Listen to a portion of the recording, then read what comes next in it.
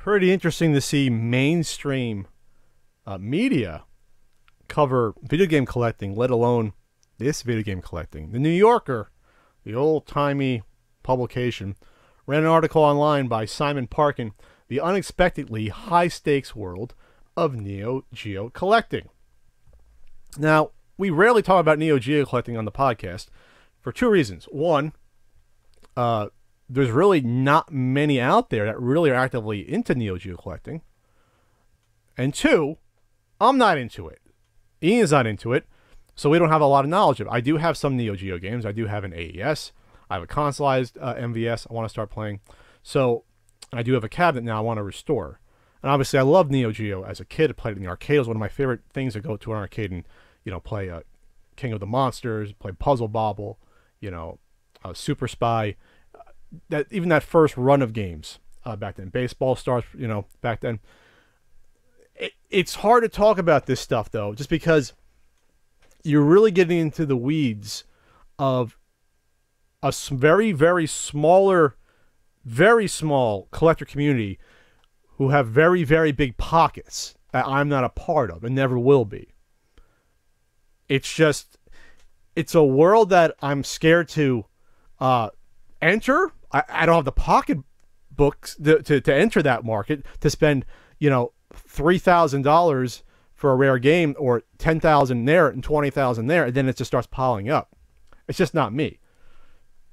So this article follows Sean McCleskey, who runs NeoGeo.com, and he used Inheritance in the 90s to buy Neo Geo games all the way back then when they were, you know, still available new, and they weren't as coveted as they are now.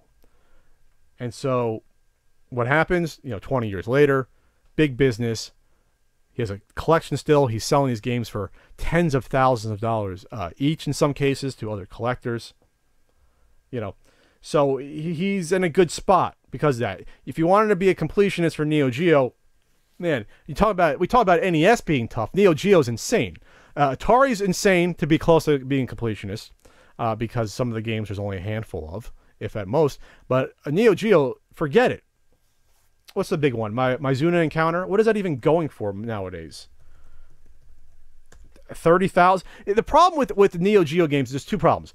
Because by the time the console version of these arcade games came out, no one had the console anymore. So the console came out, $600 plus, not including the games. The games at the time were what? $150, $200 US back in the early 90s?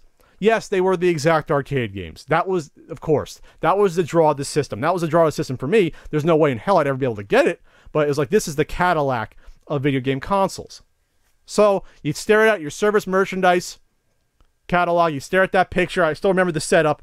You know, Magician Lore, I think it came with, and then it was always advertising a few other games, you know, like Super Spy or not a Samurai Showdown. It might have been too early. Maybe Samurai Showdown if we're talking like 93 or so.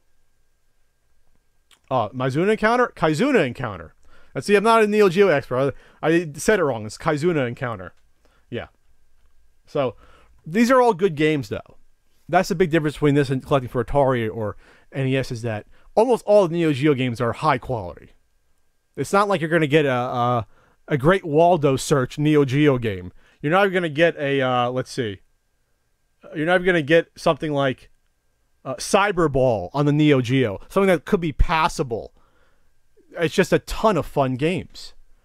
So I can see the draw there as well. But again, by the time a lot of these games came out for the console version, there was no market to sell these to, so they didn't make that many.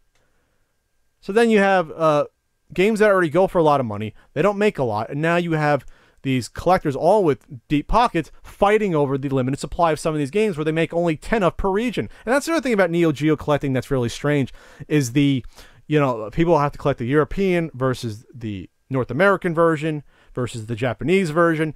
And it's tough with these bootleggers and counterfeiters out there who go and cannibalize not only the MVS carts. They just take the chips out of them. They can throw them into another AES cart or make their own AES cart or cannibalize the parts. Then you have high quality reproductions of the inserts and the manuals and the cases, where it gets to the point where there are people that have been duped. And this is before this article that I saw in the past years. People were duped for, we're talking 4 figures and 5 figures on games. People losing a ton of money over counterfeit games. Which is why it's important, though, to go back to this. And I'm glad this article was written, because it's not there yet, but the NES could be there. It won't be there, though, but it could be there because these games are so much more widely available and they sold so much more. You know, you'll never get that sort of space where, oh, the common games are going for $800, you know, for the AES. You're just not going to see that. But it's the same mentality of scumbags out there, counterfeiting games, tricking people, the concerns about authenticity of rare games. It's all the same. It's just on a much smaller scale for less money. While I have to be worried about, I don't know, a counterfeit, a little Samson, I could be out $700. What about if you're out 10 grand, 15 grand, 20 grand for a game? Scale matters. Then again, you screw someone out of $15,000, that's federal fucking time right there. You're going to hard ass prison. That's not just a fucking PayPal dispute then. You're going to be caught. Oh, trust me. Either that or someone's going to send a hitman after you. You screw someone out of 20 grand. These are game collectors that have hundreds of thousands of dollars to blow. You know, so just saying, this is a weird thing. But some of the highlights from this article, before I ramble on forever about this that, again, I'm not overly familiar with. You have, for example, a service, a guy in the community that wants to remain nameless because people send him games just so he can authenticate them. Because people are that wary of the market. And this is after they buy them, though. They send them to him. Recent years, counterfeit NEO GEO games have become so widespread and the fidelity so high that one collector, fidelity meaning how real these games look, it's so much easier, unfortunately, or unfortunately, it's so much easier to counterfeit a $10,000 NEO GEO game than it is to counterfeit a $50 NES game. It just is. Because the cases are easy to do. They're just inserts in the plastic case.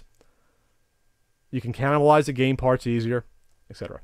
The fidelity is so high that one collector, a graphic designer from Palm Beach County, Florida, who goes by the name 8Man, has begun offering authentication services to other buyers. So far, he has suspected more than 50 cartridges. So he's looking at the labels, things like that, and has found many to be complete or partial fakes.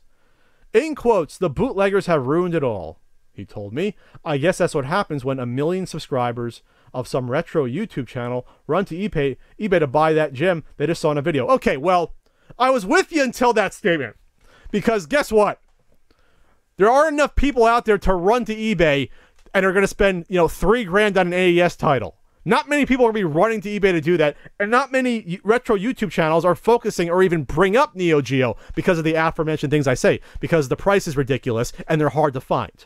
That's insane. Anyone out there in the comments listening, please let me know what YouTuber with 1 million subscribers regularly plays NEO GEO games out there.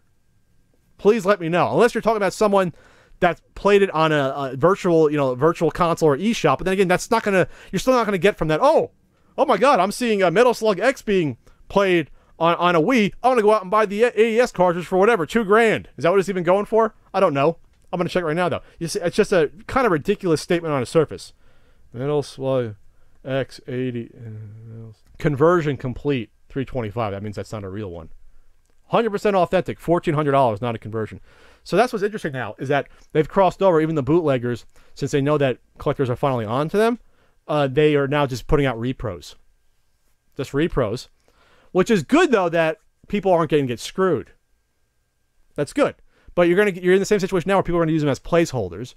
But I'm hoping that the inserts are done at least with repro on it, or, I don't know, authentic reproduction or something to differentiate. Because, come on, man. It's hard enough when people got to deal with NES repros. Now you got people out there, dropping, second mortgage money on a fake card. One person, a 40-year-old mathematics tutor from Thailand, says he spent at least $200,000 on NEO GEO games in the past 26 years. Wow. Wow, wow, wow, wow, wow. In quotes, people who grew up hearing about the Neo Geo are now grown up and earning enough to chase their childhood dream. I willing to chase it that much. I think that's the difference between these Neo Geo guys. A lot of these Neo Geo guys, they're collecting. Maybe they didn't have the console as a kid. They played the arcade, but they always just wanted it.